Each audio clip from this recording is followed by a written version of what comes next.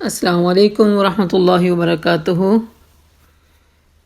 نحمده ونصلی علی رسولہ الکریم، اما بعد فاعوذ باللہ السمیع العلیم من الشیطان الرجیم من ہمزہ ونفخہ ونفثہ۔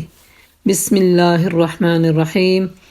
رب اشرح لی صدری ویسر لی امری واحلل عقدۃ من لسانی یفقہوا قولی۔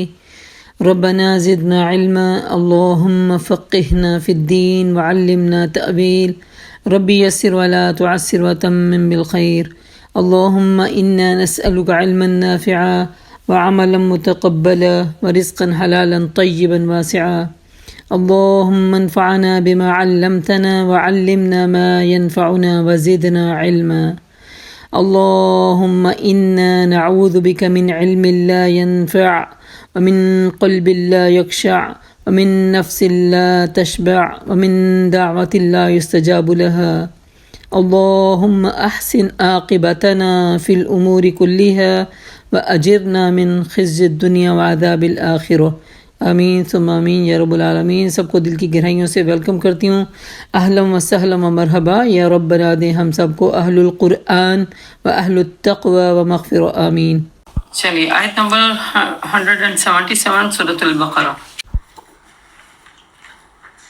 ليس البر أن تولوا وجوهكم قبل المشرق والمغرب ولكن البر من آمن بالله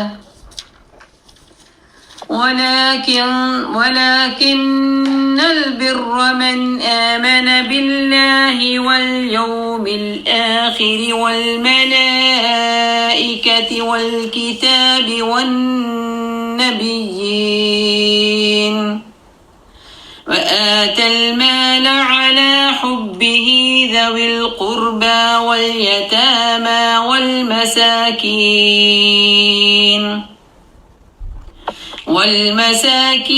وابن السبيل والسائلين وفي الرقاب وأقام الصلاة وآتى الزكاة والموفون بعهدهم إذا عاهدوا والصابرين في البأساء والضراء وحين البأس أولئك الذين صدقوا وأولئك هم المتقون۔ شروع کرتی ہوں اللہ کے نام سے جو بہت بابرکت اور نہایت رحم کرنے والا ہے۔ نیکی یہ نہیں ہے کہ تم نے اپنے چہرے مشرق کی طرف کر لیے یا مغرب کی طرف، بلکہ نیکی تو یہ ہے کہ آدمی اللہ کو اور یوم آخر اور ملائکہ کو اور اللہ کی نازل کی ہوئی کتاب اور اس کے پیغمبروں کو دل سے مانے۔ نیکی کا جامع تصور اس آیت میں پیش کیا گیا ہے۔ نیکی کرنے کے لیے انسان کے اندر چند صفات کا آنا لازمی ہے کہ تاکہ انسان اللہ تعالیٰ کا پسندیدہ بندہ بن جائے، کیونکہ پیچھے ہم نے اللہ تعالیٰ کی محبت میں لوگوں کو ایکسٹریم دیکھا ہے۔ اللہ تعالیٰ نے بتایا یا ایھا الذین آمنوا اشد حبا للہ، کہ وہ لوگ جو ایمان لاتے ہیں وہ اللہ کی محبت میں شدید ہوتے ہیں۔ بندہ جب اپنے رب سے محبت کرتا ہے تو چاہتا ہے کہ رب بھی اس سے محبت کرے، اور یہ دو طرفہ کنیکشن ہوتا ہے۔ جتنی چاہت ڈالیں گے اتنی واپس ملے گی۔ اللہ کا پسندیدہ بندہ تو وہی ہوتا ہے جو اللہ کو اس طرح پالے جس طرح اللہ اس کی گویا کہ اللہ اس کی پوری ہستی میں اتر جائے، اس کا ظاہر اس کا باطن بالکل اللہ والا ہو جائے۔ وہ آدمی شعوری طور پر اللہ کی کتاب کو ایک تعلق کے ساتھ جوڑ لے، اس کی کمائی کا پھر اللہ مالک بن جائے، حلال کمائے، حلال جگہوں پہ خرچ کرے، اس کی یادوں میں اللہ سما جائے، اس کے کردار میں اللہ چھا جائے۔ وہ شخص انسان وہ رب کو اس طرح پکڑ لے جس طرح سخت ترین وقت میں، مشکل ترین مرحلے میں، سخت آزمائش میں انسان کسی سہارے کو پکڑ لیتا ہے۔ اور اللہ کا یہ حق ہے کہ اس سے سچی وفاداری کی جائے۔ تو سب سے پہلے اللہ تعالیٰ ہمیں دعوت دے رہے ہیں اپنے عقیدے کو درست کرو، کہ جو لوگ یہ ابھی جتنا ترجمہ میں نے آپ کے سامنے رکھا یہ یہاں پہ عقیدے کی درستگی کا ساری بات ہو رہی ہے. اور اللہ کی محبت میں اپنا دل پسند مال رشتہ داروں اور یتیموں پر، مسکینوں اور مسافروں پر، مدد کے لیے ہاتھ پھیلانے والوں پر اور غلاموں کی رہائی پہ خرچ کرے. اب یہ اللہ تعالیٰ کی آگے دیے ہوئے مال میں سے، اللہ کے دیے ہوئے مال میں سے آگے خرچ کرنے کی ترغیب دلائی گئی ہے، جس میں سے سب سے پہلا حق جو ہے وہ رشتہ داروں کا ہے. یاد رکھیے رشتہ داروں کو دینے کا ڈبل حق ہے، ڈبل اجر ہے، اور انسان کی ذمہ داری میں سب سے پہلے رشتہ داری آنے چاہیے. اور پھر یتیم، پھر مسکین، پھر مسافر چاہے اپنے گھر میں لینڈ لارڈ ہی کیوں نہ ہو، لیکن اس کے اوپر خرچ کرنا ہماری ذمہ داری ہے، کیونکہ وہ اس وقت اپنے گھر سے نکلا ہوا ہے. پھر جو مانگنے والے ہیں ان کو بھی دیا جائے، اور غلاموں کی رہائی پر بھی خرچ کیا جائے. اور اس کے بعد کیا ہے، پریکٹیکلی پھر آ جاؤ، نماز قائم کرو اور زکوٰۃ دو. نماز کا قائم کرنا جو ہے نا، دراصل وہ سنت کے مطابق ہے بھی ہے، یہ سب سے بڑی پہلی کی ہے. اگر سنت کے مطابق ہماری نمازیں نہیں ہیں نا، تو جو کام اللہ کے نبی صلی اللہ علیہ وسلم کی سنت کے خلاف جاتا ہے یا اپنی من مرضی والا جاتا ہے، تو وہ کندھوں سے اوپر ہی نہیں اٹھتا، وہ آسمان سے نیچے پھینک دیا جاتا ہے. ہم سب کو پتہ ہے نا، وَإِلَى اللَّهِ تُرْجَعُ الْأُمُورُ، سارے کام جو ہیں اللہ تعالیٰ کی طرف اٹھائی جاتے ہیں. اور اگر وہ سنت کے مطابق ہوتے ہیں، اکارڈنگ ٹو اللہ سبحانہ تعالیٰ کی ہدایت پہ اوپر ہوتے ہیں، تو یقینی بات ہے وہ علیین میں پہنچائے جاتے ہیں. اگر خدا نہ خواستہ وہ اپنی من مرضی کے سودے والے ہوتے ہیں، تو پھر کیا ہوتا ہے، دروازہ ہی نہیں کھلتا آسمان کا. تو پھر وہ، اور خاص طور پہ وہ نماز جس میں خشوع نہیں، جس میں وہ کہتے ہیں نا مرغے کی طرح صرف ٹھونگے مارنا ہو جاتا ہے، تو وہ اس کے منہ پہ دے ماری جاتی ہے جس نے اس نماز کو پڑھا. نماز کو چھوڑنا تو بہت بڑا کبیرہ گناہ ہے، لیکن نماز کو پڑھنا کیسے، سنت کے مطابق. ہم سب کو غور کرنا چاہیے کہ اللہ کے نبی صلی اللہ علیہ وسلم نے فرمایا تھا، صلو کما رأیتمونی اصلی، نماز کو ایسے پڑھو جیسے تم مجھے دیکھتے ہو. اللہ سبحانہ تعالیٰ کے نبی صلی اللہ علیہ وسلم سب سے زیادہ علم والے، سب سے زیادہ رہنمائی کرنے والے تھے. کیا وہ بھول گئے تھے نعوذ باللہ کہ وہ بتاتے کہ عورتیں ایسے پڑھیں اور مرد ایسے پڑھیں؟ عقل کو سمجھ آنے والی بات لگتی ہے نا. اگر وہ نہیں بھول سکتے تھے تو پھر ہم نے یہ کہاں سے طریقہ نکالا ہے؟ تو اپنی نمازوں کو ہم درست کریں. بس نماز کا طریقہ ایک ہی ہے، جس طرح اللہ کے پیارے نبی صلی اللہ علیہ وسلم نے سکھایا.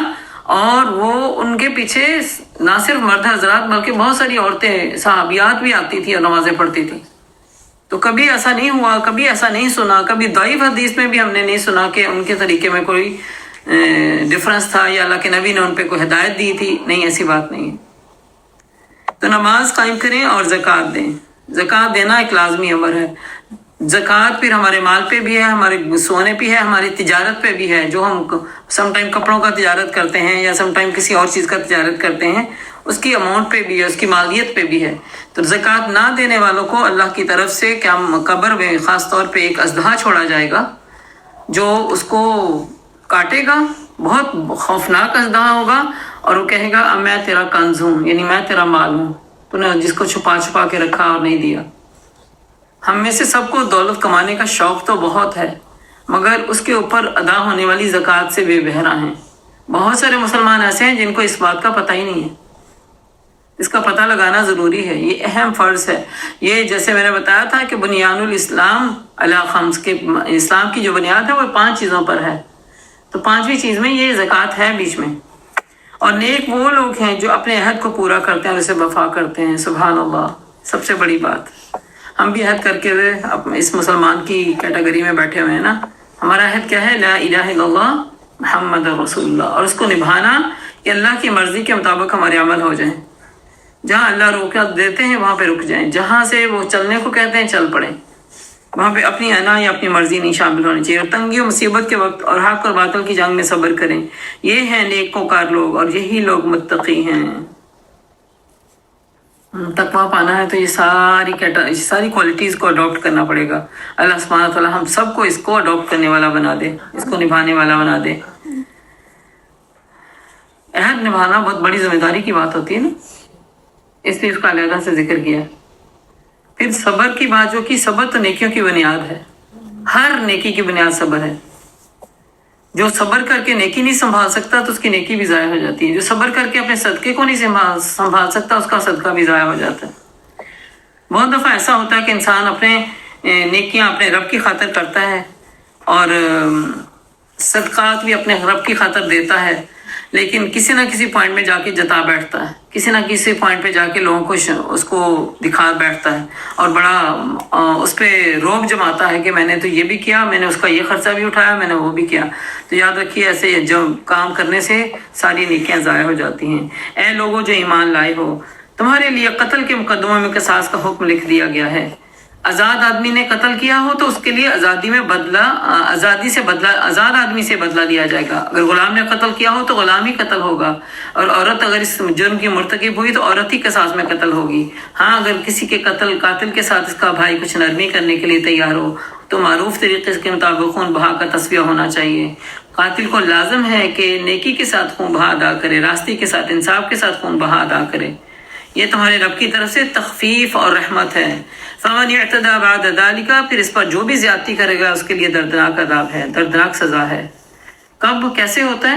اب دیکھیں، مرنے والا تو چلا گیا، بعض سمجھدار لوگ ہوتے ہیں کہ اچھا بھائی تو چلا گیا، بہن تو چلی گئی، اب اس کا بدلہ لینے سے، ان کا بھی ایک بھائی مارنے سے ہماری بہن تو واپس نہیں آ سکتی، ہمارا بھائی تو واپس نہیں آ سکتا، تو چلو دیت پہ بات کر لیتے ہیں۔ اور خاص طور پہ جن کے اوپر دیت لازم ہوتی ہے وہ بھی صلح کا پیغام بھیجتے ہیں، ہے نا۔ تو پھر کیا ہوتا ہے کہ اگر باہم صلح ہو جائے تو پھر جنہوں نے دیت لینی تھی وہ ایسا نہ کریں گے، ایسا نہیں کر سکتے کہ دیت تو لے لی ہے اور اس کے بعد پھر اس کو کہتے ہیں نا چال بنا کے اور ٹوہ لگا کے اس بندے کو بھی ختم کر دیا لیٹر آن، تو یہ ظلم ہے، یہ ظلم ہے۔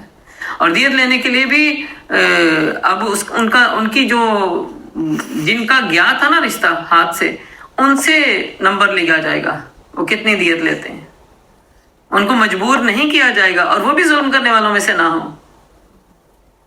تو یہاں پہ اللہ تعالیٰ نے یہ حکم دے دیا، عقل و خود رکھنے والے تمہارے لیے قصاص میں زندگی ہے۔ ہم سب کو پتہ ہے جہاں قصاص کے لیے قانون لاگو ہوتا ہے وہاں پہ ریشو بہت کم ہوتی ہے اس طرح کے معاملات میں، اور جہاں قصاص کے لیے ریشو نہیں ہوتا بظاہر لوگ اس کو ظلم کہتے ہیں۔ جن ملکوں میں ہم رہتے ہیں مغرب میڈیا اس کو ظلم کہتا ہے، لیکن ان کے ہاں اس ریشو کی تعداد کیا ہے؟ اس UN کی رپورٹ کے مطابق، یہ پرانی ویسے رپورٹ ہے لیکن کہ سعودی عرب میں صرف اس قصاص کی وجہ سے only 32 افراد ہیں جو اس جرم کے مرتکب ہوئے ہوں بعد میں قصاص کے بعد، اور فرانس میں 32,000، اسی طرح کینیڈا میں 75,000، جرمنی میں 42,000 اور امریکہ میں 56,000 بلین ڈالر سالانہ جرائم کو ختم کرنے کے لیے خرچ کیے جاتے ہیں، لیکن جرائم پھر بھی ختم نہیں ہوتے۔ تو اللہ کا قانون جو ہے نا وہ انتہائی انصاف والا قانون ہے۔ تو اس قصاص میں ہمارے لیے زندگی ہے۔ لعلکم تتقون، دوبارہ پھر تقوی کی بات ہو رہی ہے۔ تقوی ہماری جڑ ہے، ایک مومن بندے کی تقوی جڑ ہے۔ ایسا نہیں ہوتا کہ پتوں سے ہم ایمان کو درست کریں گے، جیسے ایک درخت کی جڑ نیچے ہوتی ہے نا بالکل، جب اس میں اگر کیڑا لگ گیا تو آگے سے پھل اور پتے کیسے آئیں گے؟ تو جو بے سمجھ لوگ ہیں وہ ان پتوں سے لگے رہتے ہیں ان کو جھاڑنے، اس کو صاف کرنے۔ تو ایسا نہیں ہونا چاہیے۔ تقوی دل کی بات ہے اور تقوی بیسکس ہے۔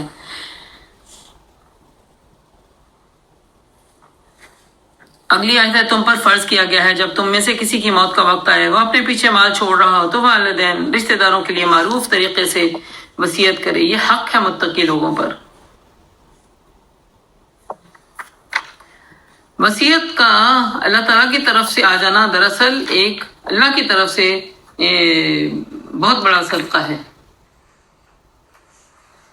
اور یہ وصیت، یہ آیت منسوخہ میں سے ہے اصل میں، کیونکہ وراثت کے حکم جب سورۃ النساء میں نہیں نازل ہوئے تو اس سے پہلے یہ حکم تھا ایک مسلمان کے اوپر، لیکن جب وراثت کے احکامات اللہ سبحانہ تعالیٰ نے خود اپنی مرضی سے کنٹرول کر کے لاگو فرما دیے، اب یہ وصیت صرف 1/3 پہ ہو سکتی ہے، پورے مال پہ وصیت نہیں ہو سکتی، 1/3 پہ مال وصیت کر سکتا ہے۔ تو عقل مند انسان وہی ہے کہ جو اپنے مال کو اپنے ہاتھ سے دنیا میں اچھے اچھے کاموں میں لگا جائے، کیونکہ وہ اس کے لیے، وہی اس کے لیے آگے کیا اس میں جانے، اس کی قبر میں اس کے لیے سہارا بننے والے ہیں۔ لیکن جو وراثت کا مال ہوتا ہے تو وہ تو ورثہ کے حصے میں جائے گا، وہ تو اللہ کے نبی صلی اللہ علیہ وسلم نے فرمایا کہ دنیا میں انسان کہتا ہے یہ میرا مال، یہ میرا مال، یہ میرا مال، حالانکہ اس نے اپنے ہاتھ سے کچھ بھی نہیں کیا. جب وہ دنیا سے چلا گیا تو وہ تو وارثوں کا ہو گیا. اور وارث اگر دین پہ ہیں تو الحمدللہ وہ دین کے راستے میں خرچ کریں گے. اگر وارث دین پہ نہیں ہے تو وہ کہاں لے کے جائیں گے اپنی عیاشیوں پہ. اس لیے بہترین حکم یہاں دیا گیا کہ اپنے مال پہ 1/3 وصیت کرنے کے بعد باقی جتنا مال رکھتے ہو تو اتنے میں مال کی محبت میں ایسے شدت سے نہ پڑ جاؤ کہ اس میں خرچ کرنے کی تمہیں دنیا میں ترغیب بھی نہ ملے. اپنے ہاتھوں سے کچھ کام ایسے سنوار جاؤ. اور باقی ظاہری بات ہے سارا مال تو نہیں انسان اس میں خرچ کرتا زندگی میں رہتے ہوئے تو، لیکن اپنے ہاتھ سے جو خرچ کر دے گا وہی اصل میں اس کا ہے اور وہی نفع مند ہے. یہ حق ہے متقی لوگوں پر، حقاً علی المتقین. پھر جنہوں نے وصیت سنی اور بعد میں اسے بدل ڈالا تو اس کا گناہ ان بدلنے والوں پر ہوگا. 1/3 پہ وصیت کر کے کرنے والا چلا گیا، اب بعد میں مرضی کرنے والوں نے اس کو بدل دیا تو یہ بہت بڑی گناہ کی بات ہے. اللہ کا سب کچھ سنتا ہے اور جانتا ہے. البتہ جس کو یہ اندیشہ ہو کہ وصیت کرنے والے نے نادستہ طور پر قصداً حق تلفی کی ہے تو پھر معاملے سے تعلق رکھنے والوں کے درمیان وہ اصلاح کر دے. یعنی بعض اوقات ہوتا ہے کہ وہ وصیت جو ہے وہ ورثہ کے حق میں کر جاتا ہے. جس بیٹے کے ساتھ رہ رہا تھا اسی کے حق میں کر گیا تو وراثت کے جو آلریڈی ورثہ تھے ان کے حق میں وصیت نہیں ہو سکتی. ٹھیک ہے، اگر کوئی ناانصافی والی اس طرح کی وصیت ہو گئی ہے تو پھر وہ چاہیے کہ وہ جو بعد والے ذمہ دار لوگ اس کو بدل دیں. پھر ان پر کچھ گناہ نہیں ہوگا کیونکہ اللہ بخشنے والا رحم فرمانے والا. ورنہ اگر اسی طرح اس کو چھوڑ دیں گے تو پھر کیا ہوگا کہ وہ ناانصافی والی جو ڈیسیژن وہ میک کر کے گئے ہیں، جو چلا گیا انسان، تو اس کے اوپر وبال بنے گا. آخر دعوانا الحمد للہ رب العالمین. اس دعا کے ساتھ کہ اللہ سبحانہ تعالیٰ ہم نے جو کچھ سیکھا سمجھا پڑھا اس کو قبول فرمائے. اللہ پاک ہمارے عقیدوں کو درست فرما دے. اللہ پاک ہمیں تقوی کی دولت سے مالا مال کر دے. اللہ ہمیں اپنی راہ میں بے درے خرچ کرنے والا بنا دے. اللہ ہمیں اپنی خاطر محبتیں کرنے والا بنا دے. اللہ تعالیٰ ہمیں اپنے مال کو دوسروں تک پہنچانے کے لیے بہترین طریقے سے خرچ کرنے والا بنا دے. اور جتنے بھی احکامات اللہ سبحانہ تعالیٰ نے ہماری خیر اور بھلائی کے لیے نازل فرمایا، اللہ تعالیٰ اس کو دنیا میں سمجھ کے عمل کرنے کی توفیق عطا فرمائے. اللہ ہمیں دنیا اور آخرت کی بھلائیاں عطا فرمائے. اس دنیا جہاں پہ ہم نے رہنا ہے وہاں پہ بھی اللہ تعالیٰ ہماری مصیبتیں پریشانیاں دور فرمائے. اور جس آخرت میں ہم نے جانا ہے اس میں بھی ہر طرح کی خیر و بھلائی ہماری مقدر میں کرے. اللہ ہماری نسلوں کی اصلاح فرما دے. قیامت تک کی نسلوں کی ہماری حفاظت فرمائے. اللہ ہماری اولادوں کو آنکھوں کی ٹھنڈک بنا دے. اللہ تو ہمیں ثابت قدمی کے ساتھ دین پہ چلا بھی اور راستہ دکھا بھی اور منزل تک خیر خیریت سے پہنچا بھی. یا اللہ تو اس حال میں موت دینا کہ تو ہم سے راضی ہو جائے. یا اللہ تو اس حال میں موت دینا کہ تو ہم سے راضی ہو جائے. یا اللہ ہمیں سعادت کی زندگی اور شہادت کی موت عطا فرما. ربنا تقبل منا انك انت السميع العليم وتب علينا انك انت التواب الرحيم. وصلى الله تعالى على حبيبه وخير خلقه محمد وعلى آله وأصحابه وأزواجه وذرياته أجمعين برحمتك يا أرحم الراحمين. آمين ثم آمين يا رب العالمين. سبحان ربك رب العزة عما يصفون وسلام على المرسلين والحمد لله رب العالمين. السلام علیکم ورحمۃ اللہ وبرکاتہ.